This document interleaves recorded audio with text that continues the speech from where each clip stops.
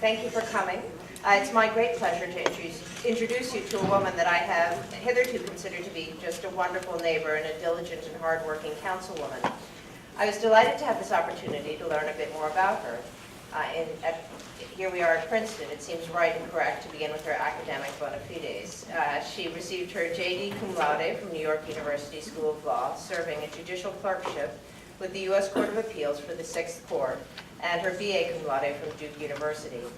Heather Howard served as New Jersey's Commissioner of Health and Senior Services from 2008 to 2010, overseeing a cabinet-level agency with a staff of approximately 1,750 and a budget of $3.6 billion in state and federal funds. She was responsible for public health services, regulation of healthcare institutions, hospital financing, senior services, and healthcare policy and research. Previously, she served as Governor John Corzine's Chief Policy Counsel.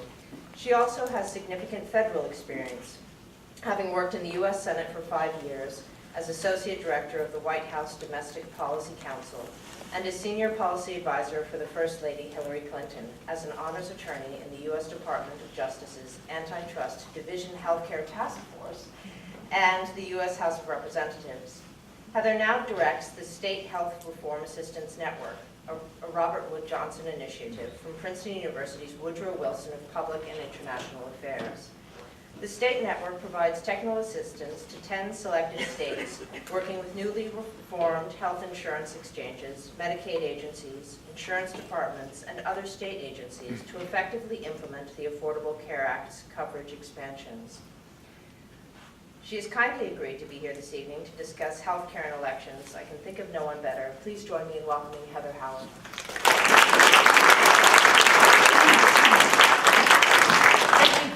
Thank you, Kim. Does that seem good? Yes. Yes. Thank you, Kim, and the library and the adult school and everybody for sponsoring this. I'm really excited to be here to talk. It's Super Tuesday, so what a great day to be talking about healthcare and the elections. I'm on faculty at the Woodrow Wilson School, and I'm teaching an undergraduate seminar on the Affordable Care Act. So I'm actually energized now because I just this afternoon taught students, and we were talking about all the sausage making that went into the creation of the Affordable Care Act. And of course, those students are so young, they don't appreciate when you talk about Ted Kennedy and his legacy, and so it's great to be with peers who I think will understand a lot more of my historical records. So I'm going to jump in. When we discussed the topic, Kim and I, we said we've got to talk about how is healthcare going to play out in the elections, and every day there's something new. So I'm really excited to jump in. If I can turn my slides, is it? Yeah, they're not working. We'll get this smart undergrad over here. There we go. Okay. So I want to start by talking about public opinion, and I actually have a colleague of mine, Alicia McGregor, here, who is an expert in public opinion. So Alicia, I hope you'll speak up if you disagree with any of my assertions. And then I want to talk a little bit about the Affordable Care Act and what it does and how the Democrats and Republicans are proposing to deal with it if they're elected, and then highlight some other issues, some non-ACA issues. I want to make it, I understand that usually there's a lecture and then some time at the end for questions, but I'd rather make it interactive. So I hope folks will raise their hands if you have any questions or comments or disagree or agree as we go through. So that's the overview, but let me jump in. I thought I'd start with showing you some polling on where is healthcare in the mind of voters. So what's interesting to me, I care passionately about healthcare, but actually most voters don't, it shows. It's actually the fourth, and it's tied with immigration and just above social issues for most voters. Interestingly, Democrats and Republicans seem to care the same amount, but independent voters seem to care more about health care. But still, my takeaway from here is that it's not the most salient issue for voters. That the economy and foreign policy are still of higher priority to voters. Which doesn't mean that healthcare is not going to be a big issue in the fall elections and that it's not now, but it's something to think about, is that it's not the driving issue. Here's just another way of looking at it. They asked people to rank what were the important issues to their vote for president this year. These were registered voters who were asked, and this data is all from the Kaiser Family Foundation. And here, the question wasn't health care. As you know, so much with polling depends on how you ask the question. So when you ask about the 2010 healthcare law, it ranks low.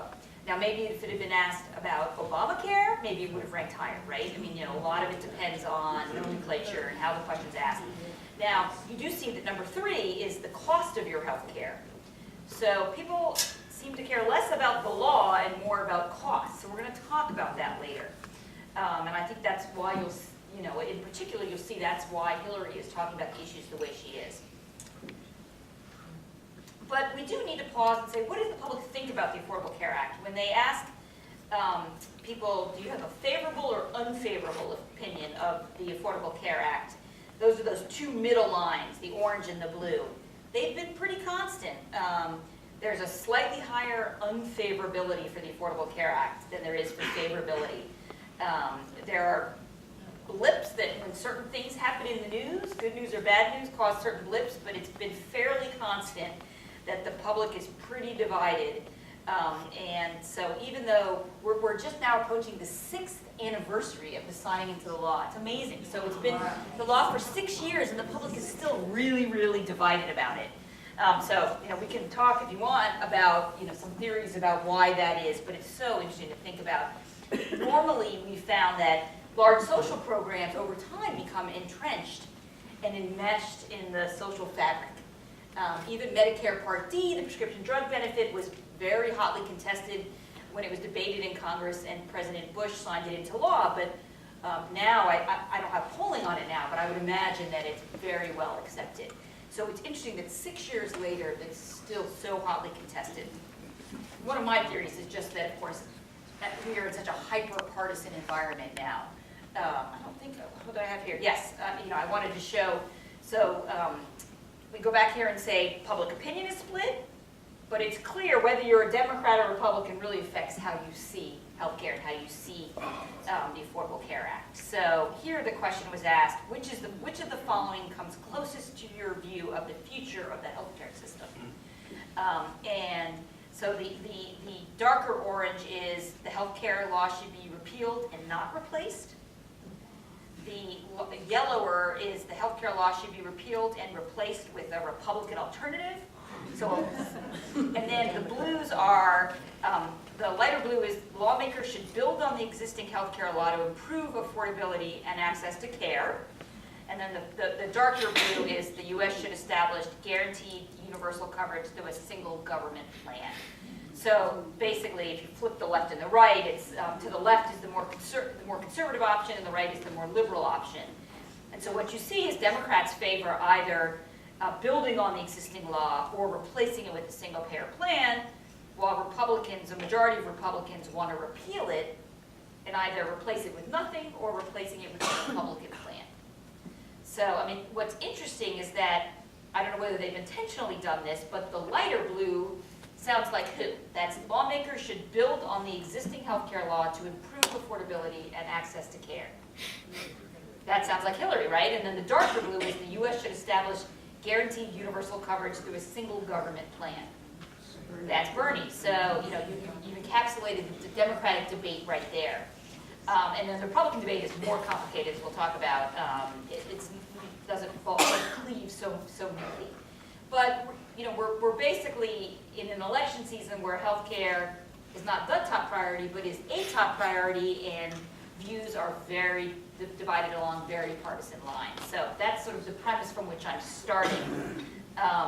Any questions or comments just on that setup? Concerns, disagreements? What is the basic hostility by the Republicans against I wish there were an easy. It's not clear. Yeah, I wish there were an easy answer. We actually had a 3-hour lecture with undergrads today where we talked about that. Why? We went back and watched, many of you will remember, the town hall meetings that happened in the summer that the ACA was being considered. And do you remember the Tea Party organized a lot of opposition to members of Congress who were home from break and were holding town hall meetings, and some of them erupted into violence. There was so much anger about the Affordable Care Act. And we spent some time exploring that. And there's not a clear answer, I think, but the general sense seems to be, first of all, it relates to President Obama, the opposition to him, and the legitimacy of his presidency. Sadly, I have to agree with that assessment because I spend a lot of time in southern states working with states. And I hear from a lot of people that once we have a new president, whoever it is, it will be easier to accept the Affordable Care Act. And so I think you can't deny, you know, the factor of President Obama, his legitimacy and race there. But also just the general, I think, misunderstanding of the law. It's very complicated, which is a wonderful segue to, this is the Affordable Care Act. It's got 10 titles, basically 10 chapters. And I show you this really just to show you how complicated it is. It's a 2,000-page law, and healthcare is 1/6 of our gross domestic product. And actually, within 5 years, it's going to be 1/5 of our GDP. So you're basically trying to rework almost 1/5 of our economy. Guess what? That's not easy, right?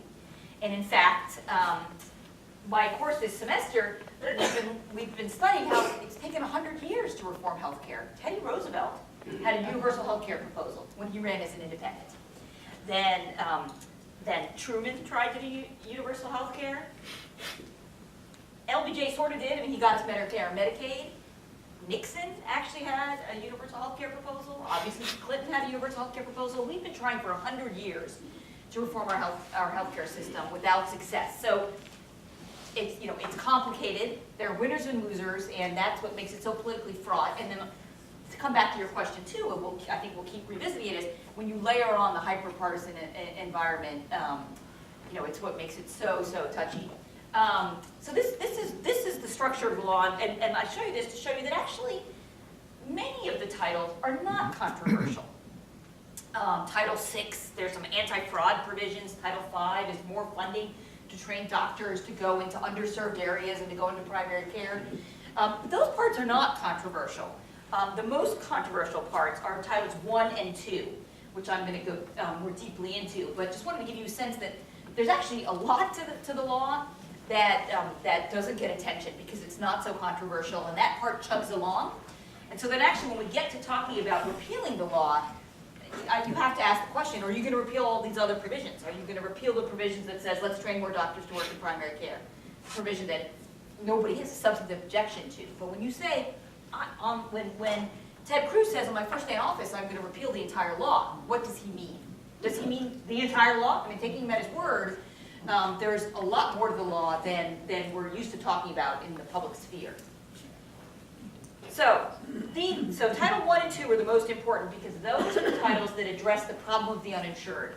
When the ACA was enacted, there were 50 million uninsured people, and the law is intended to cover 32 of them.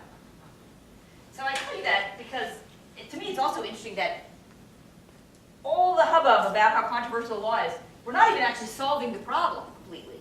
Any guesses on who's falling into this gap? Who's not covered? Undocumented immigrants are the largest portion of it, that's right. And so for those of us who study healthcare, I think we all think that it'll be another generation before we pass any law of this scope that addresses the people left behind. So we haven't even fully solved the problem, is an important takeaway. But to jump ahead to what the law does do to cover these 32 million is it's a three-legged stool. And it's really important to understand that, and of course the key point with a three-legged stool is that if you pull out one of the legs, the stool falls. You need each of these legs. And so that's why it becomes really important when we talk about the proposals to replace the ACA to think about why you need each of those three legs to make the stool stand. So the first thing the law tries to do is make insurance fairer. Before the Affordable Care Act, you could be denied coverage if you had a pre-existing condition. Women could be charged more because the argument was that they would, women of reproductive age would cost more. And you could be, even when you had insurance and you got sick, you could be dropped from your coverage. And there was nothing illegal. Insurance companies were following the rules.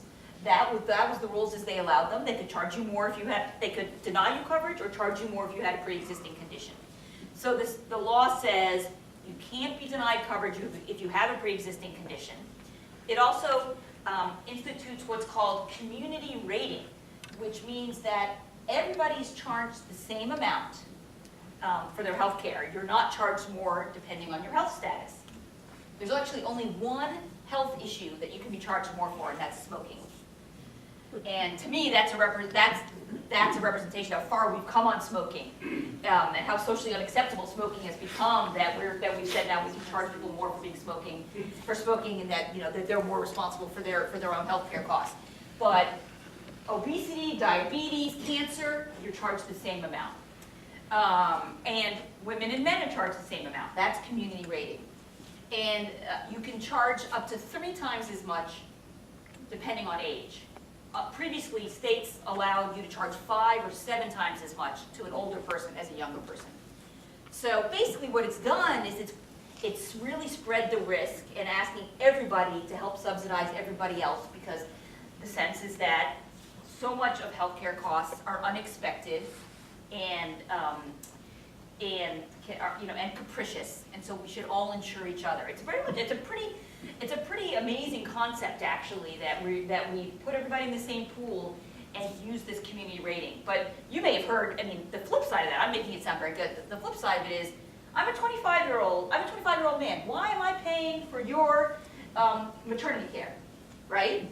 And why am I paying why am I paying so much more? I'm healthy, I've never used a doctor, somebody who's older and has greater expenses. Why am I paying so much more? Well, the argument is that eventually you're going to need health care, and then somebody else will be paying, and this is a social system. So that's the first leg of the stool, to make the insurance system work better and eliminate discrimination. But for that to work, you need everybody in the system. We need this young, healthy woman in the system because we need her to pay more and not use services to cross-subsidize us, right? So there's an individual mandate. We have to make everybody buy health insurance so that young people don't opt out of the system. That was what the Supreme Court case was all about. Can you make people buy health insurance? Can Congress force people to buy health insurance? And remember what Justice Scalia analogized that to? What did he think was next on the slippery slope? Tax. Well, he said, well, the legal question was whether it was a tax, but what was he afraid of? If you can make people buy health insurance, what's the next thing we can make them do? Eat broccoli, right? And he talked a lot about that in the oral argument. So we will certainly miss his wit and in arguments. So that second leg of the stool is you need to make everybody buy health insurance. Now, it's not politically popular to make people do something, and there's actually a tax penalty, as you said, tax if you don't do it. But the theory is, if young people don't buy it, the system falls apart. Only people who need health insurance buy it, and then it's very expensive. So one leg of the stool, make the system fair. Second leg, get everybody in by requiring them to purchase. And then the third leg is a recognition that health insurance is still expensive. We need to help people buy it if they're of modest means.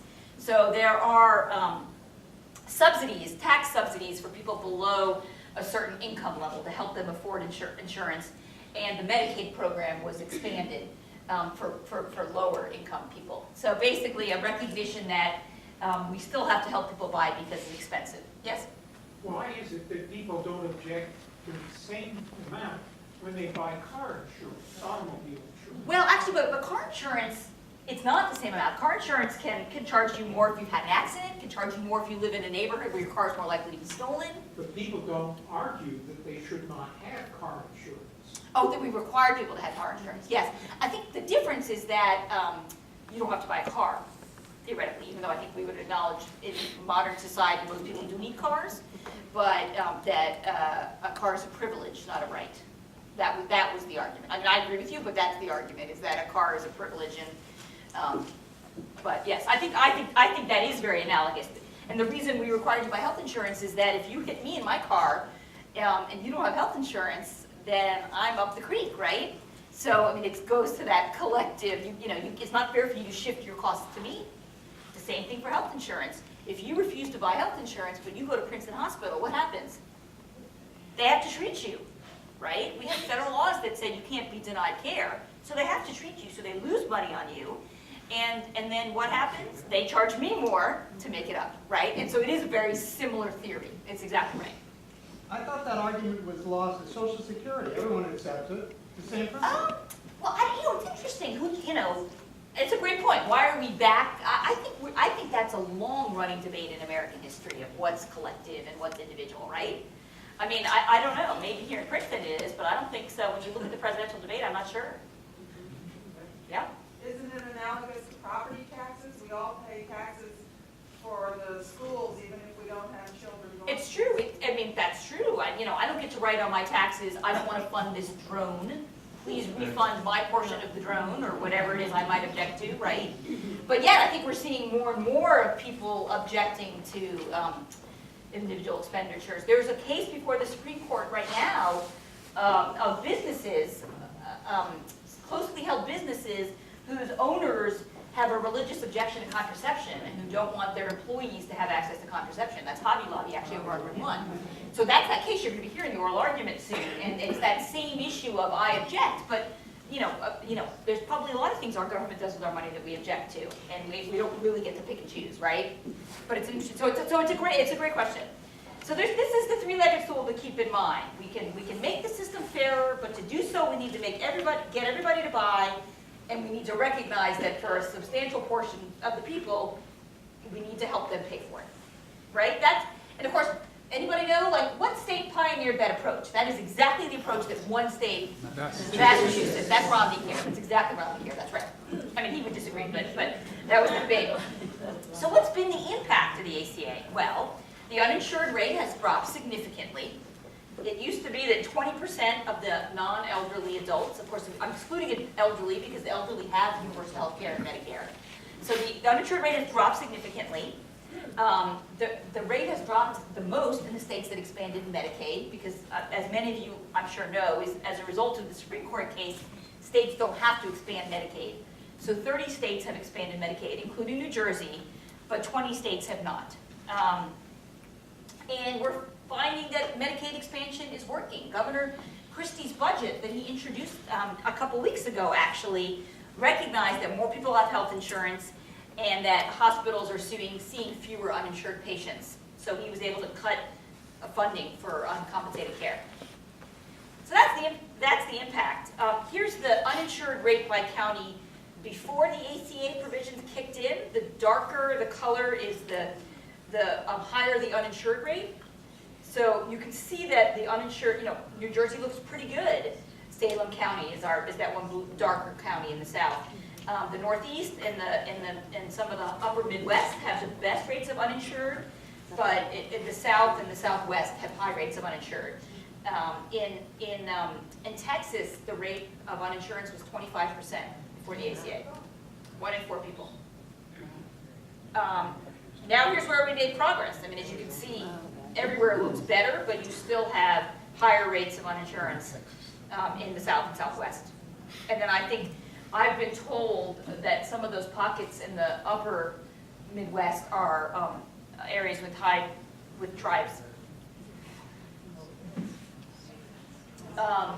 So that takes us to the, I wanted to sort of get to a common understanding of where are we now, and then what does that mean for the debates. So what have the Republicans been saying? There's clarity. All the Republicans are saying repeal the ACA. There's not clarity on what they would do next. And I think that's the interesting question. And how many of you watched the most recent Republican debate? Did you see Rubio went after Trump on what's your health care plan, right? And what's Trump's health care plan? It'll be great. I mean, largely it is. Yes. I mean, largely it's. Because I've studied this. I'm going to get smart people together in the room, and we're going to come up with good plans. Even though I know reporters who've called every smart figure on healthcare, and nobody has been contacted. It's going to be great.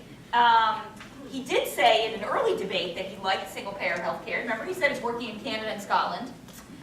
He's also actually said he supported the mandate, but so he's been all over the place. But for sure it's going to be something terrific. Ted Cruz has been sort of made his name. Actually, you recall when he filibustered on the floor for 21 hours trying to defund the ACA. So he's been a vociferous advocate. I don't have Rubio in here, but just Rubio has been more nuanced and more thoughtful. He would say he would repeal, and he's had some ideas for replacing. But nobody's really addressed the full question of, when when you say repealed, you mean all of those provisions? How many of you know about the donut hole getting filled? Yeah, that means something to people, right? The Affordable Care Act closed the donut hole, meaning, for those of you who don't know, basically fixed a problem with Medicare Part D and it made benefits better for seniors with their prescription drug benefit. If you repeal the ACA, you're repealing that provision, meaning you're reinstating the donut hole. Is that what they mean? Nobody's really called them on it yet, and it's really interesting to see whether that will get attention. I think Kasich is really interesting because he opposes Obamacare, but his state, Ohio, expanded Medicaid, and he's a pretty effective, have you heard him talk about? He talks about how helping his citizens achieve their God-given potential, helping people transition out of jail and find jobs, and the importance of having access to health care. So he's an effective advocate, but he really tries to distinguish his expansion of Medicaid, even though that's under the ACA, with Obamacare overall. So he's in a tough spot. And Christie was in that same position of having to criticize the law, but defend a part of it that a state took advantage of because it brought money in. So that's a sort of fun, fun thing to watch. And then just a little, he was very clearly, because he very clearly said, that he thought single payer worked. But before we go on to the Democrats, thoughts or comments on where the Republicans have been? You've watched the debates and the tenor of the debate. I love the fact that they say they're going to repeal it, replace it. If it didn't exist in the first place, there would be no repealing and no replacing, and there wouldn't be anything. And you're back to, it's interesting. So we're going back to 50 million uninsured, right? What does it mean to repeal? That's what's so interesting. And as I mentioned, it's been the law for 6 years. It's still very contested, but it's starting to work its way into the fabric. How do you then pull out every strand and everywhere that it's become enmeshed in social policy? It's really hard. Other thoughts, comments on the Republican debate? Yeah. Well, there's an obvious lack on the part of most of the politicians in understanding exactly what's in the bill. Excellent point. And that was always a criticism even when it passed, right? It's like, who's read it? And also healthcare is very, very complicated. As I said, we're approaching 1/5 of GDP, twice what any other industrialized nation spends. So we're spending so much money on healthcare and so complex. And what does that also mean? It means you have a lot of entrenched interests, right? A lot of people who would be affected by any change. So although people don't like the ACA, you can imagine hospitals have started to see patients who now have health insurance, insurance companies have new customers, pharmaceutical companies have a lot more customers. A lot of people now are benefiting. If you look at, at Wall Street earnings, healthcare companies have done well. So a lot of financial interests have done well. And so, again, it's hard to imagine how you get beyond that talking point. But it's a good question. Any other comments? Yeah. In the same way that gun control and Planned Parenthood are changing at the state, sometimes the city level, will this be changed in Republican states, Yeah, it's a great question. It is. So the picture of the Affordable Care Act depends on where you live. It's a very good point. Some states have embraced the ACA, New York and California. The blue states have embraced the ACA. And states with Republican governors and legislatures have rejected it, and they've done so in a couple ways. One, they've frustrated implementation, right? They've made it hard to implement. It's a complex law that requires a lot of states, and so part of the strategy, I think, there being to help it fail, right? Or one governor once said, we're going to put sand in the gears. So the ACA is doing well in New York and California and not so well in other states. So it becomes a self-fulfilling prophecy, right? So it does depend on where you are. I have a slide coming up about where we have some, what it might mean for congressional elections. But what we see is when governors change, the state changes. So we had 2 governor elections last fall, right? And we saw states flip. In Kentucky, the governor had supported the ACA and taken advantage of it, and then a Republican came in and is reversing those actions. In Louisiana, it's the opposite. Governor Jindal had opposed it and had not taken advantage, and a new governor's come in and is reversing that. So you see, it's a bumpy ride, And the irony is that this was intended to be a national response to a national problem and provide uniformity across the country. But because of the polarized environment, we still have a patchwork. What you get depends on where you live, which I would say is unfortunate. Yes, sir? How does this compare to the initial response to Social Security when it was first put into place? Well, so a couple of things that are different. First of all, Social Security was interesting. Social Security, how many of you, any of you surprised here that Social Security didn't cover everyone at first? Anybody know that?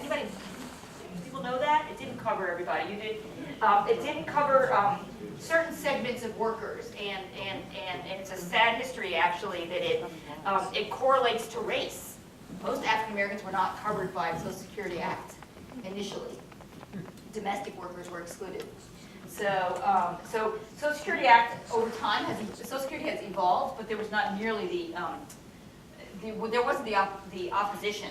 I think part of the problem, and neither with Medicare was there opposition. Part of the reason is the time lag.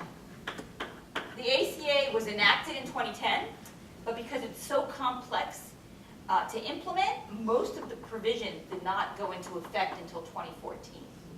Medicare went into effect 6 months after. It was much easier to implement.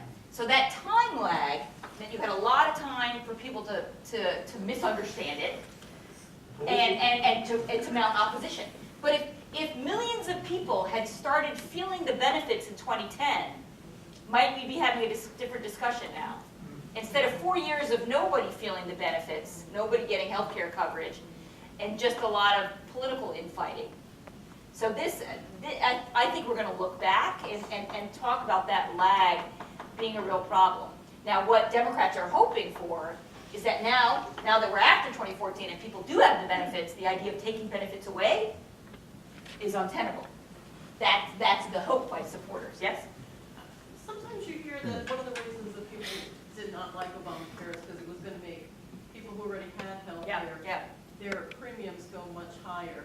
Did that happen in any large scale? Yes, I think one of the biggest mistakes the Obama administration made was that, you all remember when he said, if you like your health care, you can keep it?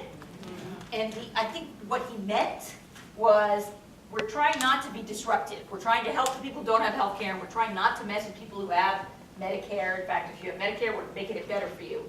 And if you have employer-sponsored insurance, we're trying not to touch it. But changing those rules and saying you can't deny people health care coverage because of pre-existing conditions, if you were a healthy person who had a plan before, yeah, your prices went up.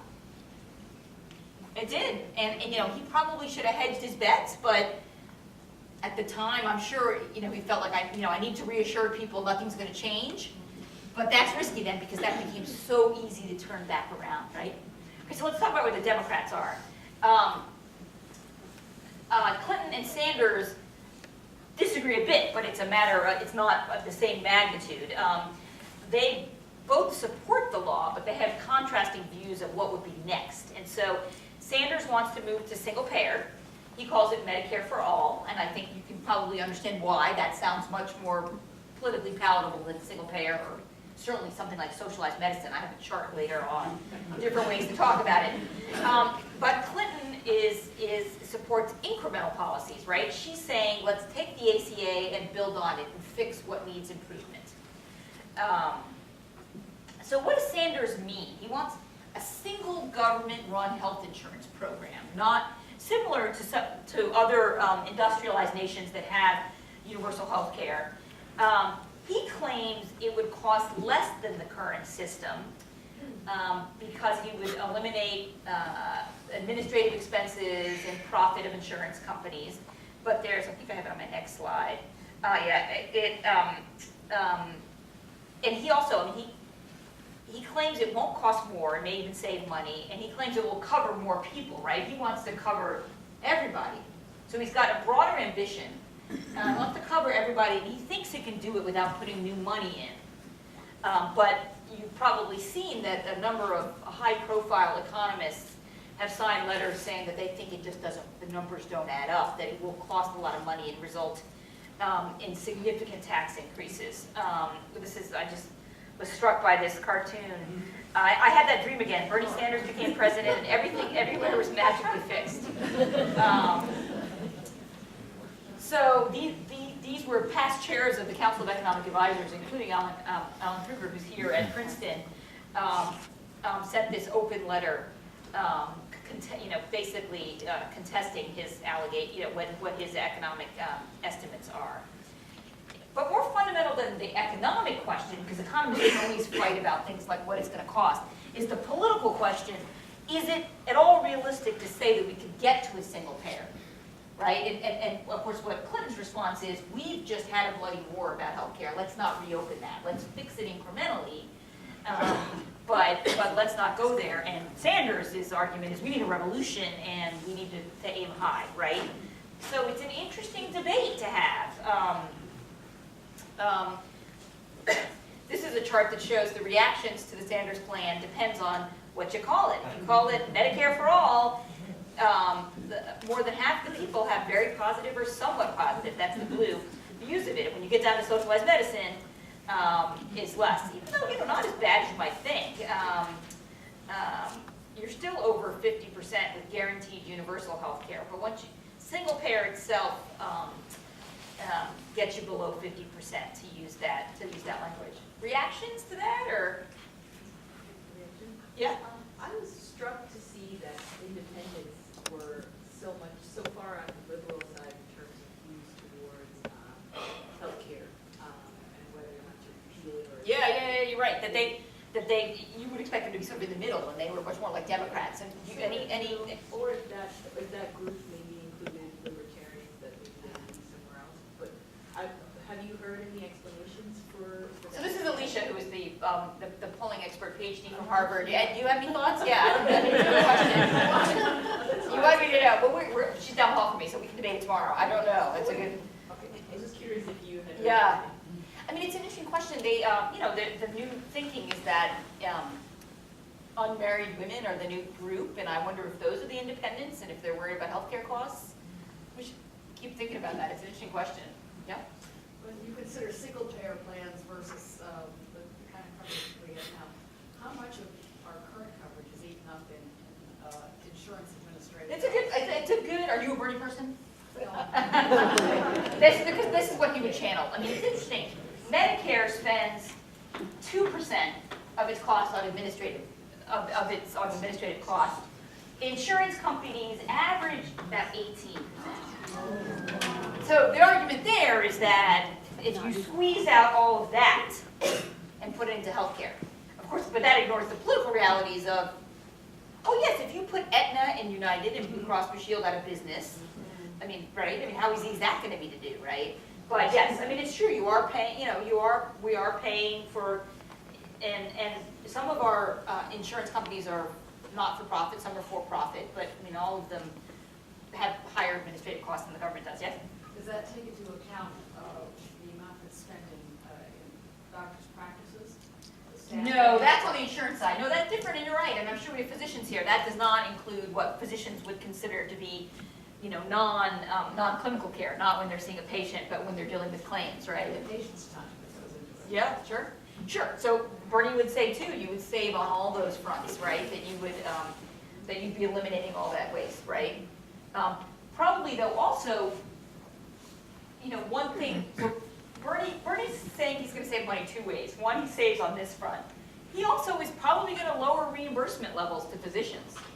I mean, that's what happens when the government negotiates, right? And so I also wonder how realistic that is, too, to lower hospital and physician reimbursement. Isn't that exactly, though, what every industrialized nation that has more universal health care than us, whether it's England, whether it's Canada, whether it's Japan, whether it's Switzerland, they all have imposed cost control on those providers? How many physicians do we have here? How many am I going to offend? Yeah, I mean, physicians' salaries are significantly higher here than in other countries. We also pay, we'll talk about in a minute about drugs, we pay a lot more for prescription drugs than other countries. But the flip side of that is that, what would a pharmaceutical company say is the flip side of that? Research and development. Right, that Okay, great, those guys, you know, are paying maybe the cost of manufacturing it, but somebody's got to pay, for the research and development. So if they can't make a profit, then they can't invest. Yes, sir? What number, just to understand your graphs a little better, when you talk about Republicans, Democrats, and independents, what percentage of the voters are you considering in each of those categories? So I actually don't know the answer to that, but the way Kaiser does it is it's self-identified Democrats, Republicans, and independents. Why? What do you think? What did you think we're Well, I all? don't know. I mean, I have no idea how many people consider themselves out of the total voters in the country. How many people are and what percentage are Democrats, what percentage are Republicans? For purposes of these polls, and what percentage of those total voters consider themselves independents? I just wondered Do you want what to numbers speak you're up on using. I think, I haven't looked at this in a while, but if you look at Gallup will break it down, and it's typically about, I don't know, 35% Democrat, about the same Republican, maybe slightly, maybe that could be flipped, and then about high 20s, maybe 20, a little bit over 25% independent. Okay, thanks. Thank you. It's been moving towards more independence. Towards more independence, right, which is what makes that, understanding that line so important, right? So if Bernie is about squeezing out of this, you know, about saving where you can and covering everybody through a single payer system of one government program.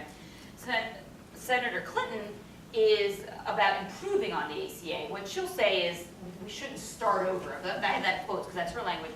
And she also, it's interesting, I mean, she's also clearly associated, very happy to associate herself with Obama, saying before it was Obamacare, it was Hillary Care, right? So she's happy to be associated with, which is, I think, interesting to see that. So what do we think she would do? Well, she's very clearly laid out some proposals focused on cost. And not just costs writ large, cost of the system, but cost to patients, out-of-pocket costs. That she would limit how much you would have to pay out of pocket. That she's very focused on the high deductible plans that are now so popular. People having to pay so much out of pocket, having to pay so much for drugs. Yes?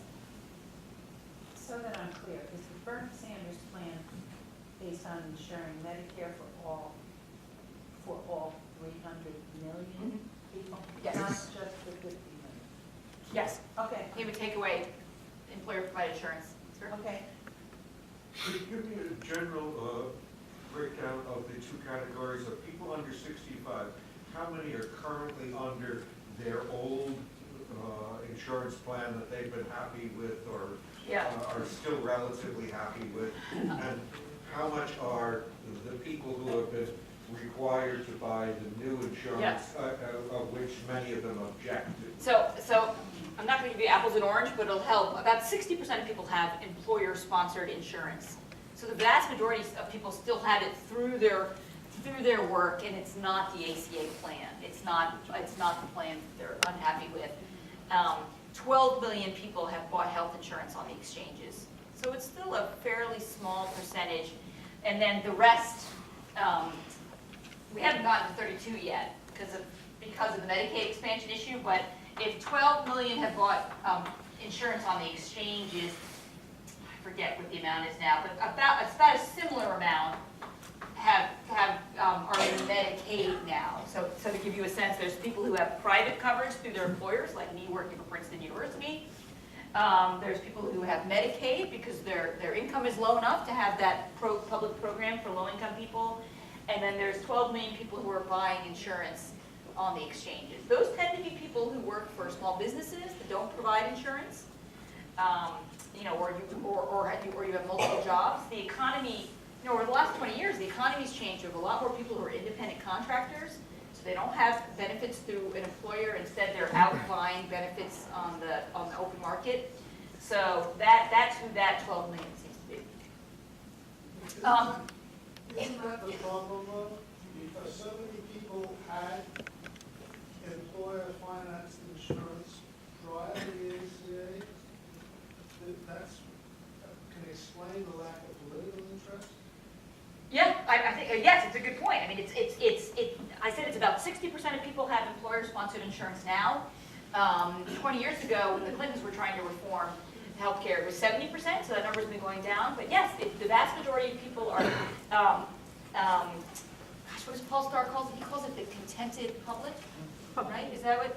I mean, if you have that many people who are happy, who are comfortable where they are, and you're trying to reform at the edges, you do so at your peril, right? Because if you disrupt the people who have benefits, it's hard. And in fact, when we think about people who didn't have benefits, it tended to be low-income people, not people who are known for their political power, right? So, that may be another reason when you ask why it's so politically divisive. We have a lot of people who are probably familiar with Medicare in here.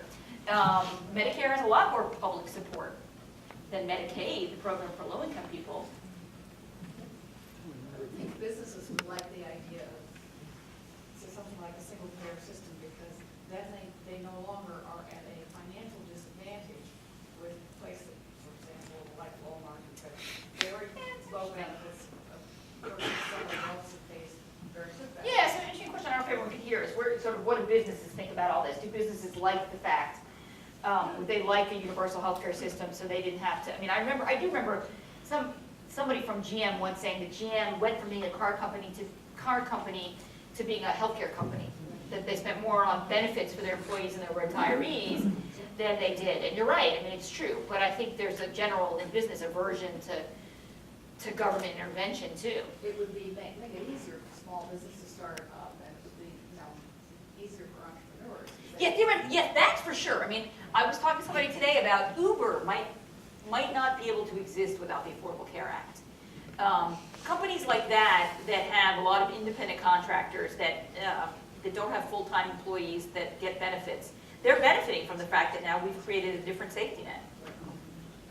But I don't know that those people are standing up and cheering the ACA. Yes, final question. I found it interesting that Bernie had the same single-payer system as Trump. Is that because Trump would say that it helps businesses? So, I think Trump was just, when the first time he said that, I think he wasn't well prepped, and he was just like, yeah, it seems to work in Scotland. I have a golf course there, right? It was right. He just been there for something, and it works in Canada, and it actually does. It does work in those countries.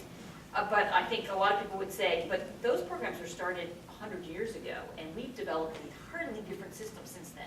So to think about imposing that here, given the structures we have, the private insurance companies, the mix of public and private hospitals, it's really hard to imagine imposing that now, given how our system has matured. So if you take, so Clinton wants to fix it, focus on patient out-of-pocket costs. The bottom bullet points are just what are other ideas of ways you could improve the ACA. The middle one, I think, is an interesting one, which is I think Congress is likely to repeal the Cadillac tax. That's the tax on generous employer-sponsored insurance. The theory behind it is that very generous employer-sponsored insurance, let's take Princeton for example, I don't think it's yet triggered, but it could because we have pretty good coverage, is that it's driving up costs for everybody because everybody has too many benefits, and you're more likely to use your benefits if you have a generous plan, and that drives up costs. And so they want to tax those very generous plans. And most people don't like that plan. Unions, that idea. Unions don't like that idea because they negotiate generous benefits, so it hurts them. Companies, places like Princeton don't like it because they might have to redefine their benefits.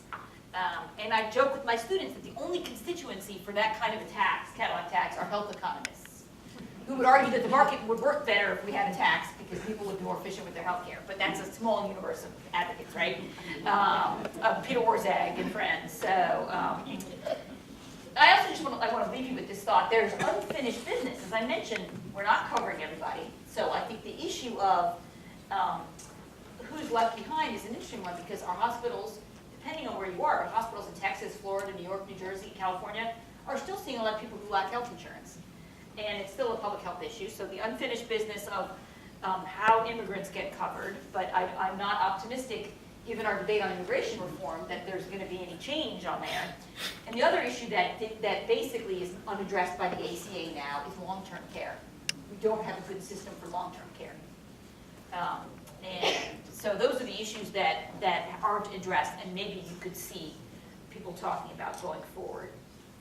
So that was ACA, but tied in with the ACA, and a big issue in the presidential election is prescription drug costs, right? We've got Martin Shkreli And, you know, the cases of pharmaceutical the very high-profile cases of pharmaceutical companies buying patents and then raising drug prices.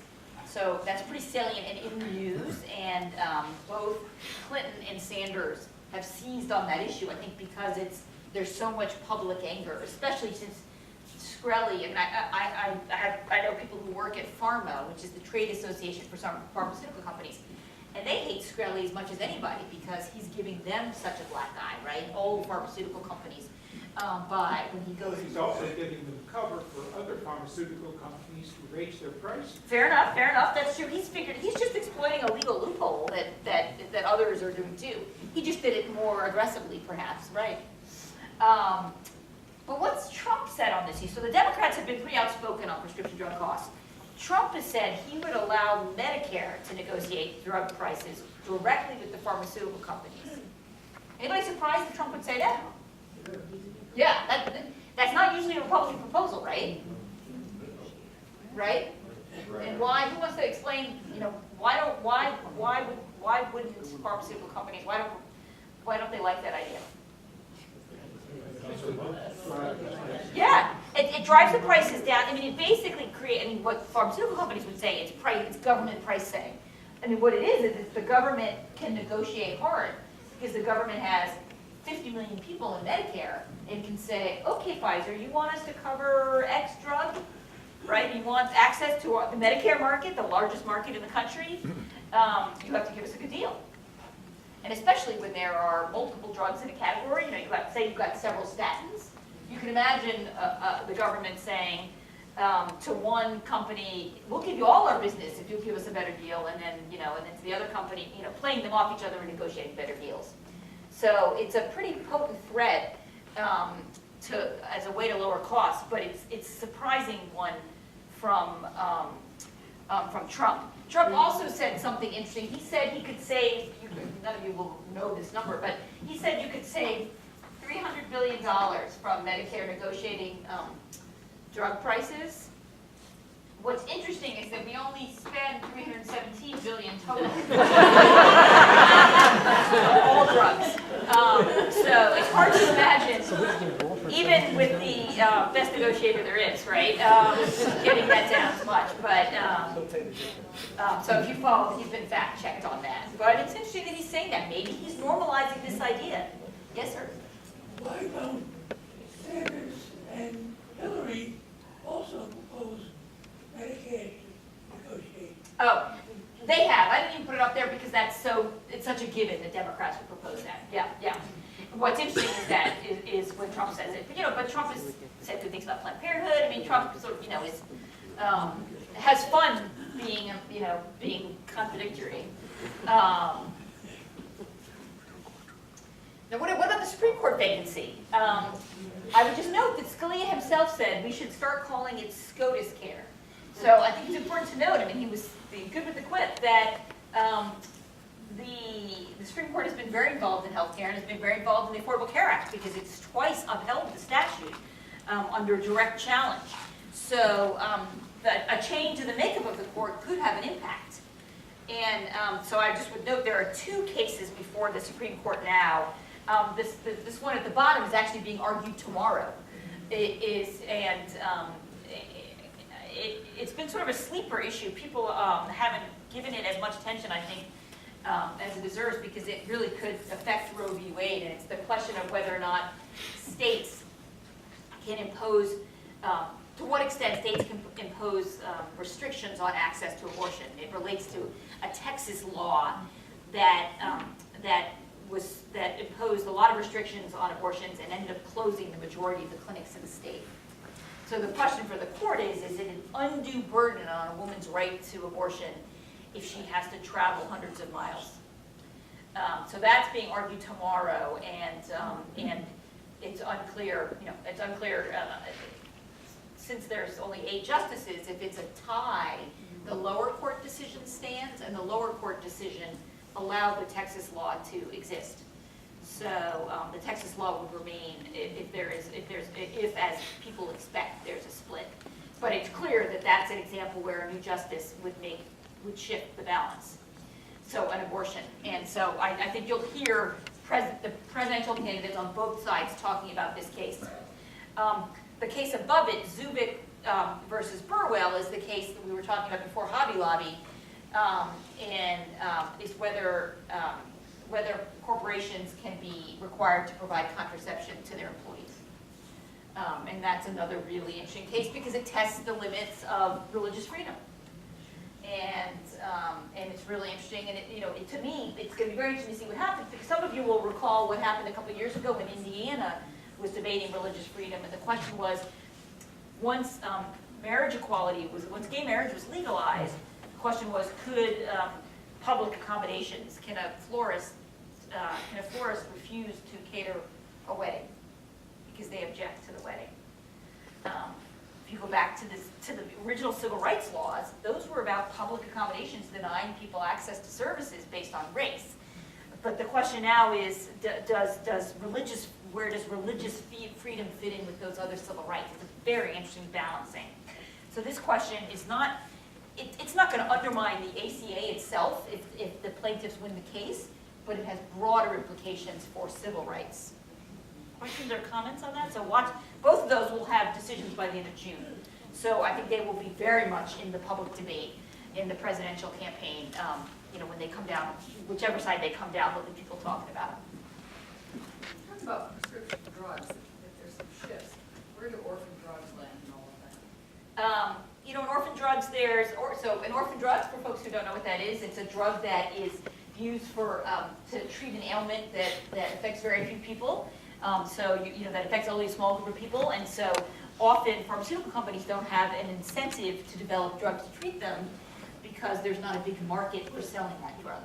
And so there are some provisions in the ACA to help support research into orphan drugs. Those would be repealed too, but those don't get as much attention, the orphan drug issues. I'm almost done. Just wanted to show you that not only is this going to be an issue in the national election because it matters whether the candidate supports the ACA or would replace it, who they would support, who they would appoint to the Supreme Court, but it's also an issue in state elections as well.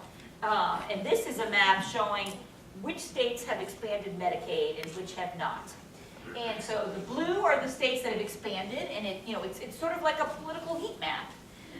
And the orange states are the states that have not expanded Medicaid. I don't have here, but you could overlay which states have gubernatorial elections, and you could see where there might be interplay and changes. Yes?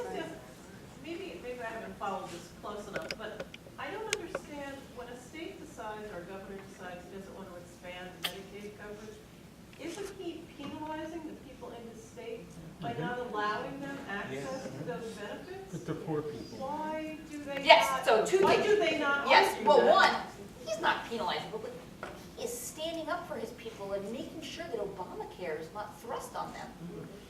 The benefits of it. But I think it has to do with, how did Texas get to 2010 with 1/4 of the population uninsured? How is that politically acceptable? Well, in that state it was. But I think it has to do, somebody yelled out, they're poor people. It's people below 138% of poverty. It's people making less than $14,000 a year. In the back, sir.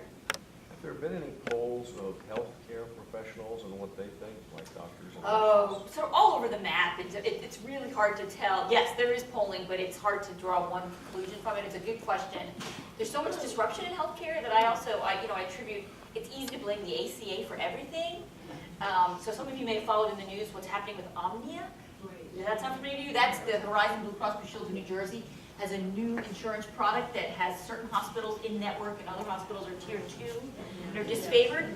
That actually is not, and the ACA doesn't cause that. That's a business decision Horizon made. But it's easy, to me it's like a Rorschach test. If you like the ACA, it's all good. If you don't like the ACA, it becomes the blame for everything. So just remember that congressional and state elections matter too. And even if Secretary Clinton wins, what does her Congress look like? Are they going to keep sending her repeal bills, or will she have at least one house of the Congress with her? We're actually almost at time, which has been good because we've had a lot of good questions. Other questions? And then I know Kim's going to get. Well, you mentioned this, and we heard last week also from Barry Radner that we spend more on healthcare and have poorer results. Why is that not part of the national conversation the political. Yeah, it's a great, well, first of all, I think people don't believe it, right? People don't believe, I think what people would say is we have the best healthcare in the world. And in some ways we do if you have, if you have, my son had cancer when he was 2.5, a rare form of cancer, and we had resources, and I had health insurance, and I could take him to Hopkins, and he got great care, right? And that might not have been the case in other countries, but but generically, when you look at, you're right, David, that we have higher infant mortality rates, lower life expectancy. On every quality of life measure, we do more poorly. So we're spending twice as much as other industrialized countries and getting less for it. And it seems amazing that people don't talk about that. But I think I don't know whether it's American exceptionalism, that it's not okay to question that. I mean, every time I talk about that public, people always challenge that can't be true. And you wouldn't get far as a politician saying we don't have good health care. So you have to sort of, what you find is people do say, we have great health care if you have specialized needs.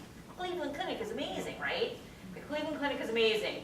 But man, if you're gonna have a baby in this country, you're more likely to deliver early, the baby's more likely to be low birth weight, higher infant mortality, all those population health measures. It's pretty amazing, right? So we're ending on a negative note. Let's try and be more positive up there. It seems like everybody's forgotten about pre-existing conditions. What has been the impact, or what was the impact of having that as part of the formula? That's a great question, because we forget that actually, so there were winners under the ACA, right? We talked about the people who lost, maybe their plan got more expensive. There were people who were cancer survivors who couldn't buy health insurance. And that's been one of the criticisms of the Obama administration, is they should tell more the story of the winners. And I think the problem is that they're more diffuse. And yes, so there are people, I would say the categories of winners are people with pre-existing conditions. Women have been big winners. I don't know that women necessarily understand that they're no longer paying more for health insurance. And also, contraception is now covered as a preventive service at no cost. So all women were used to paying out of pocket for contraception, and now that's free. So that's a big win. And then the third category of winners, and this gets more attention, is people under 26 can stay on their parents' health insurance. So we were talking about the new economy. The new economy is a lot of people moving home, being under or semi-employed, out of college. You can stay on your parents' health insurance. And that, when I talk, 2 million people have taken advantage of that. And when I talk to people, that seems to resonate. People get that. Like, my kid has coverage now and is going to be okay. So that's a category of winner that I think gets some attention. But you don't agree? On pre-existing conditions, have there been studies of the economic impact of people being able to leave their jobs with confidence that they'll be able to get? So I mean, we're also hobbled by the fact that we don't have a lot of time and experience yet, right? And so, yes, arguably, economic modeling shows that when people are freed up, you can leave that crappy job you had that you were stuck in because it had benefits, and you can go create Microsoft because you have flexibility, right? That's the theory, right? You have more that actually it ends job lock is the economic term, and there's more flexibility, and that's a good thing. We'd also like to be able to tell the story of, we're improving on some of those population health metrics Dave and I were just going on about. More people have health insurance, so people are getting better prenatal care. Unfortunately, that's going to take time to be able to see that. I mean, what would be great is if we could show, boy, we're catching this many mammograms, we're catching this many cases of cancer, and we struggle with how to show that. I think, Kim, do I have time for one more question in the back? It appears probably that the next Congress will still remain in the House of Representatives, at least Republican. Yeah. So my question is, where does Speaker of the House Ryan stand on all of this? So he's very smart and thoughtful on these issues because he's been on the Budget Committee and Ways and Means Committee, but you'll recall that when he was Romney's vice presidential candidate, he has some controversial ideas. Remember, he wanted to basically, he called it, I'm trying to remember exactly now what he called it with Medicare, but he basically wanted to to privatize Medicare and give beneficiaries, here's a set amount and you buy your own health insurance. And there were a lot of concerns that given healthcare inflation, the amount you got would not grow with inflation, and so it would dilute the Medicare benefit. So I think he has interesting ideas about Medicare, but then in his defense, Medicare spending is growing at faster than inflation. So what are we going to do to keep it in, right? I mean, we've got 1/6 of our economy now being healthcare. We're going towards 1/5. I like to say to my students, if you're interested in the environment, if you're interested in education, if you're interested in criminal justice, you have to care about healthcare because it's eating up all the money, right? And then last fall, Admiral Mullen, who's on the faculty of the Woodrow Wilson School, was giving a talk, and he actually said, if you care about our national defense, you have to care about healthcare, because as healthcare costs grow, entitlement costs grow, it's crowding out even defense. So, you know, so maybe that's a good point on which to end, which is you ought to care about healthcare even if you don't care about healthcare, because it is so important to our economy and to our budgets.